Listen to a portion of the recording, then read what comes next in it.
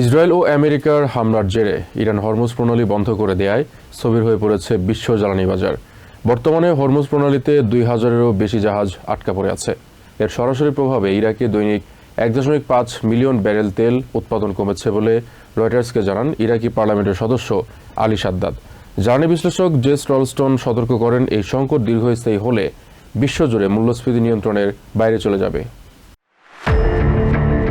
ইরানে আমেরিকা ইসরায়েলের যৌথ হামলায় সর্বোচ্চ নেতা আয়াতুল্লাহ আলী খামেনির মৃত্যুর পর তেহরান হরমুজ প্রণালী বন্ধ করে দেয় বিশ্ব জ্বালানি বাজারে ভয়াবহ সংকটের আশঙ্কা তৈরি হয়েছে। এরই মধ্যে যার সরাসরি প্রভাব পড়ে ইরাকের ওপরে। রয়টার্সকে দেয়া সাক্ষাৎকারে ইরাকের পার্লামেন্টের তেল ও গ্যাস কমিটির সদস্য আলী সাদ্দাদ জানান, স্টোরেজ সংকটে দেশটির দৈনিক ১.৫ মিলিয়ন ব্যারেল তেল উৎপাদন কমিয়েছে। রপ্তানি পথ সচল না হলে এই উৎপাদন হ্রাস শিগগিরই ৩ মিলিয়নেরও বেশি ব্যারেল ছাড়িয়ে যাবে। ইরাক তার দৈনিক রপ্তানি সক্ষমতার প্রায় ৩.৪ মিলিয়ন ব্যারেল তেল হারাবে, তবে স্থানীয় চাহিদা মেটাতে উৎপাদন অব্যাহত থাকবে। এমএস নাও এর ওমান ভিত্তিক সংবাদদাতা ইনজামাম রশিদ জানান, ইরানের একের পর এক ড্রোন ও ক্ষেপণাস্ত্র হামলায় উপসাগরীয় দেশগুলোর ধৈর্যের সীমা ছাড়িয়ে যাচ্ছে।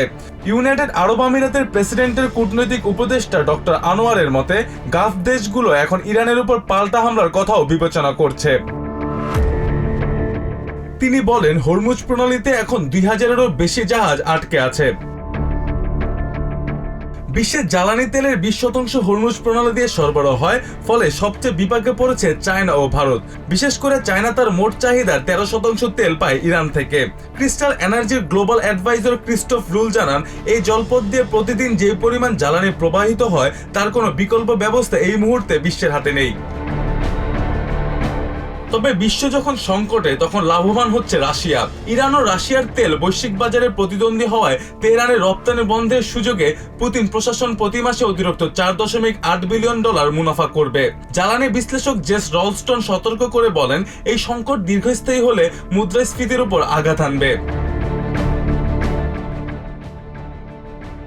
মোস্তফা আশিকি নাবির, TVN 24 নিউজ ডেস্ক।